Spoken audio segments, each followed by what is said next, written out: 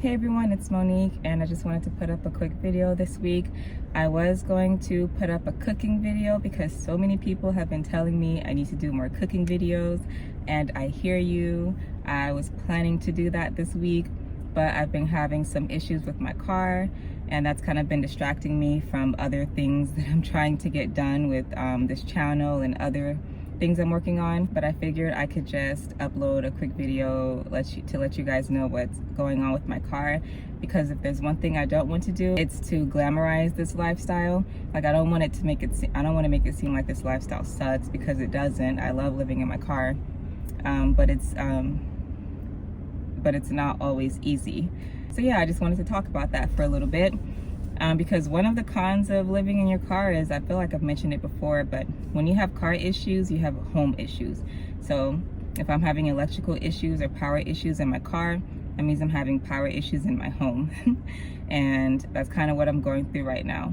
So it started when I noticed liquid leaking from my car. I just had all kinds of liquids leaking from my car, and it wasn't always from the same spot. Like, I would see liquid coming from different places underneath my car, which really worried me. My car was just leaking all over the place.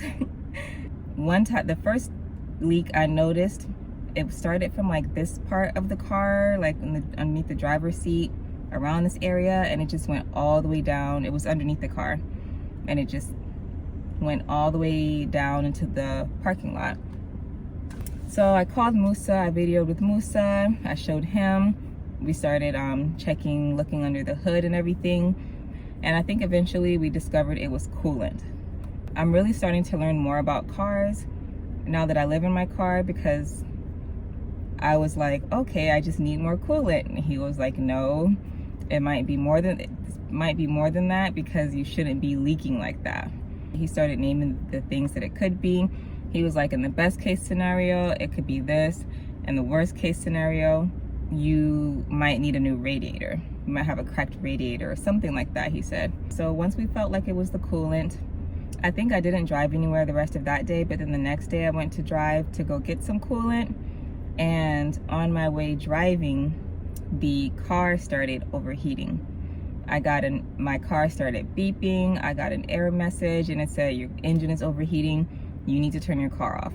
So I pulled over to the nearest parking lot, and I tried to let my engine cool down. Then I ended up walking to the nearest gas station. Luckily it wasn't too far, and luckily I was not on the interstate or anything like that, so I didn't have to like walk on the edge of the interstate. So I walked to the nearest gas station, and I bought some coolant, walked back to my car, and filled the little coolant tank with the coolant. The gas station, I don't think the coolant was like 50-50, so Moosa told me to get a jug of water and pour half of the water out to use it for something else, and then I filled the jug the rest of the way with the coolant. And then I shook it up and I poured it in the coolant reservoir, whatever you call that thing, and I tried to drive my car. And I was driving my car for a while. It seemed like everything was going well. I checked the coolant reservoir. It didn't seem like the level had gone low, too much lower than it was when I had just filled it. Drove around some more, checked it again, and it was almost empty. And that's not normal. And this was like less than an hour after I had just filled it up. So I told Moosa that.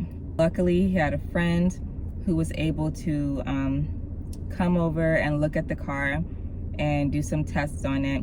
And then we realized there was just a little thing that was broken on the coolant reservoir. And that's why coolant was just spraying out everywhere. Because whenever I didn't notice this when I looked in the engine, but when he looked in the engine, he was like, you have coolant everywhere. Like, there was coolant sprayed on my battery, coolant sprayed on the fan that's in the engine, coolant sprayed everywhere. So he was like, it's not leaking from the bottom of anything. There's a leak, there's something going on at the top, and coolant is spraying everywhere when you drive. So then he found a little crack. He was like, this is super easy to repair, it's super cheap. I think the next day, or was it the same day? I think it was the next day, We got another coolant reservoir thing. I met up with him and he replaced it, and that issue was fine, thank goodness. Like, I haven't had any more coolant leaking out of the car since then. My car hasn't overheated since then, alhamdulillah. So then we're like, okay, the coolant issue is fixed, but I look under my car the next day and I see leaking. I see a bunch of liquid.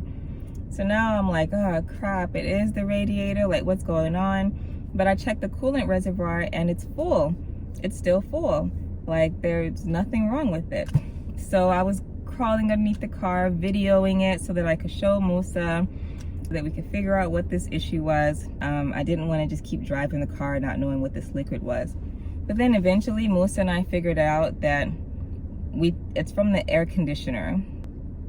It's really, really hot where I am, and that sometimes I will keep the air conditioner on for a few minutes to cool down the car.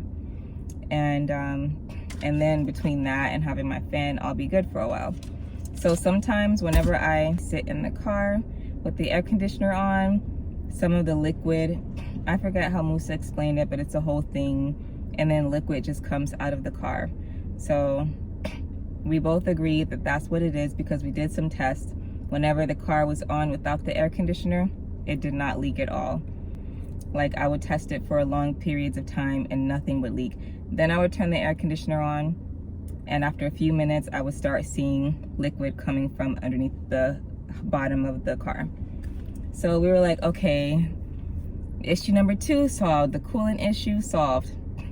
The other liquid coming out solved. It's the air conditioner. I'm like, everything is good, you know? And then my refrigerator starts acting up. It starts turning off all the time by itself. So I noticed that the little pieces, like the piece to the refrigerator and the like 12-volt outlet or whatever that I connected to, they would always, like, if I bumped in the road or something, they would like come apart a little bit. So I was like, okay, maybe that's what the issue is. So I got electrical tape and I taped around each part really, really tightly. And I was like, haha, you know, now I'm not gonna have any refrigerator issues. And it was working for like 30 minutes. And then I looked at my refrigerator and it's turned off again. And I could not figure out why. But like the tiniest little hairline, little movement, and it would turn off. And I called Moosa and I was like, what the heck is the issue? And I love that man. We videoed, he was looking at, I was showing him everything, explaining the issue that I was having, and he went to school for, oh gosh, am I gonna get it wrong? Some kind of engineering. Which engineering was it? He went to school for engineering. Plus he's just a brainiac. He's a genius. He's like a genius, that man. He's someone who can just like make anything. Like, you give him some twigs and a string and some bubble gum, and that man's gonna create a whole contraption, you know, that can just do so many things. So he's on video looking at everything, and he's like, oh, I think I know the problem. So he tells me to go to the store and buy some steel wool. I get steel wool, he has me take some of the threads out, and then he has me like wrap it around the little 12-volt charge, the little 12-volt part of the refrigerator. Like, wrap it around the metal part, and then he has me get the little 12-volt outlet and stick it in. And he's like, make sure all the steel wool is in there, you know. And I stuck it in, and then I put the electrical tape on it, and my fridge has not had any issues since. I forgot the exact thing that Moosa said. Basically, something wasn't connecting. There was a connection that's supposed to be happening when the two pieces come together, and it wasn't connecting properly, and the steel wool helps with that connection. I'm just screwing this up. Moosa's in class. I can't ask him right now, and I want to just film this video so that I can edit it and get it done. But if you have any questions about exactly what it was that I did, I don't know, just ask in the comments, and I'll ask Moosa to respond in the comments. But it was something about the connection or whatever, and the steel wool did the trick. So that was issue number 3 I was having, and luckily that issue seems to be fixed. And Then there was issue number 4, which I'm still going through right now, which is my power issue. If you've seen several of my videos, then I feel like you know I've had power issues before. It is a learning experience. It really is. But I'm having power issues again. My battery charger is not charging my battery. My battery charger comes with this little app so that you can check it and see how many volts are inputting and outputting. The input voltage was just going all over the place, and then it just started disabling. It just disabled, and it was not charging at all. And then sometimes it would say disable, but it was charging, but then it would stop charging. It just started acting really, really crazy. Moosa and I tried for weeks to troubleshoot it ourselves. We were online on forums, but after weeks of trying, nothing was working. So I found a place that builds vans, a van life company, and there's a great company, super cool people. So I took it over there. The first thing we did was buy a new battery charger, because Moosa and I felt like my current battery charger overheated and it was no good. Because online a lot of people say that once this product overheats, it's no good. So we bought a completely new one, $300, like $290. Bought it, installed it, still having the same issue. So we took it back to the van life company, because that's the company that we bought the charger from. Told them I was still having the issue, made an appointment with them to have them look at it, diagnose it, and fix the problem. They diagnosed it, thought that they fixed the problem. I left, like 5 minutes after leaving, the little app says disabled. I drive back over there. He's like, okay, let's try this other product. You have an isolated battery charger. Let's try a non-isolated battery charger. It was this whole technical thing. He was saying because of the way it was grounded. That worked for like 30 or 40 minutes. So I was driving back to the area that I stay at, but after 30 or 40 minutes, it disabled again. So I waited until Monday and tried to contact him. I didn't get in touch with him. Someone left a message for him to get back to me. So I decided to call the original people who did my system. And they're a good company. I just think that they were not familiar with this product. A lot of people are not familiar with this particular battery charger. It's a very finicky product. So I called them. I told them the issues I was having. I told them that I went to a company who builds out vans and who's familiar with this product. And I told them that those people were telling me that it should have been wired differently. And the original company that I got my system, like my setup made from, they offer like a lifetime guarantee on their work if the customer has an issue that is caused by their work. And according to the van life company, the issues that I'm having were not caused by anything that I did. He said it was completely because of the way that everything was installed. He said that the wrong sized fuse was used. They used too large of a fuse, which apparently let too much power come in, and the entire fuse and everything was melted. My original battery charger was fried. It was fried. So I called them Tuesday. Today's Thursday. I called them 2 days ago.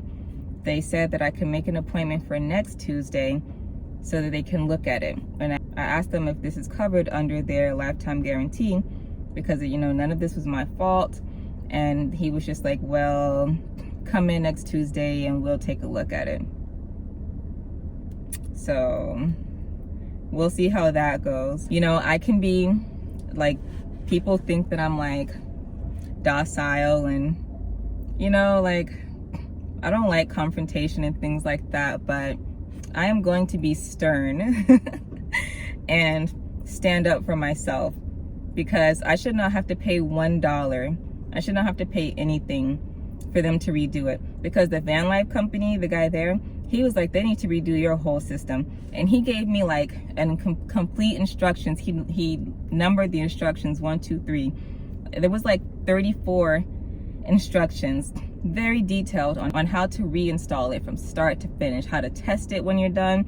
He was like, give this to them, tell them to do everything that I wrote down, and if they don't do it, then I'll try to fit you in over here and I'll try to do it for him. But he was saying that I should go to the original company as well, because he was like, you know, if I do it, you're gonna have to pay something, but you shouldn't have to pay because it's not your fault. So he was like, I urge you to contact the first company and they need to redo your whole system for free.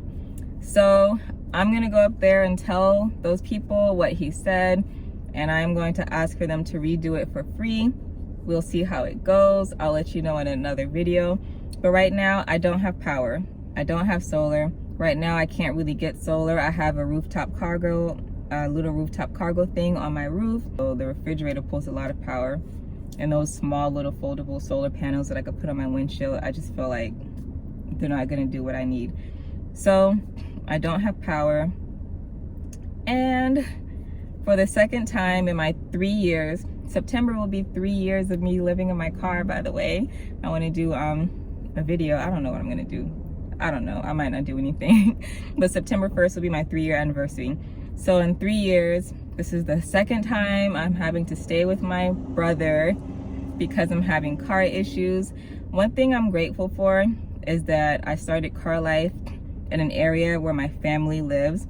And because these last 3 years have just been a lot of like troubleshooting and learning what I need. Like I downsized a lot in my car since the beginning. I got rid of a lot of things that I didn't really need.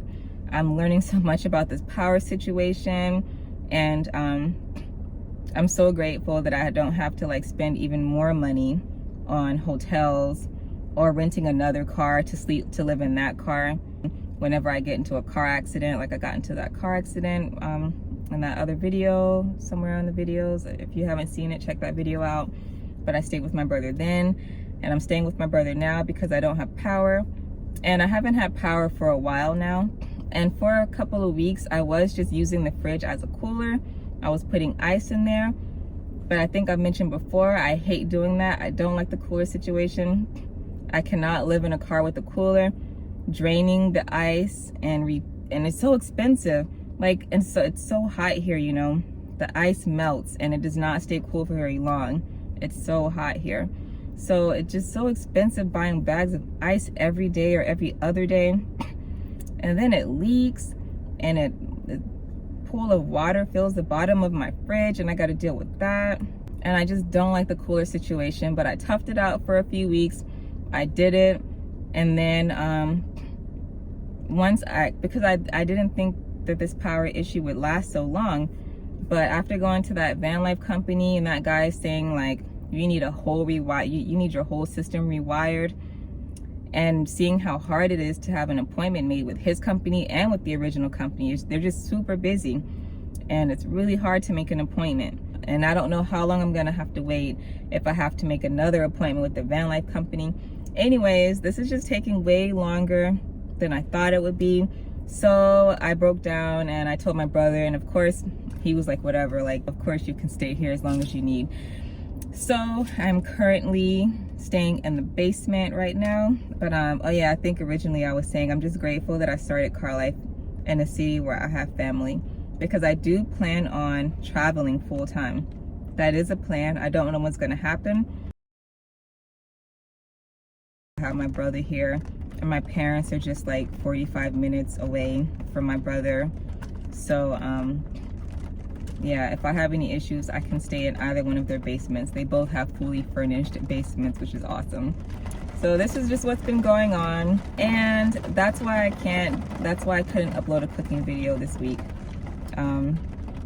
Yeah, because I'm not staying in my car right now. I just want to be transparent. I'm hoping next week I can get back in my car. I'm really hoping that one of those companies can fix my power issue. So we'll see. So yeah, I hope this video wasn't too rambly, and thank you for watching. And I will see you in the next video. Bye.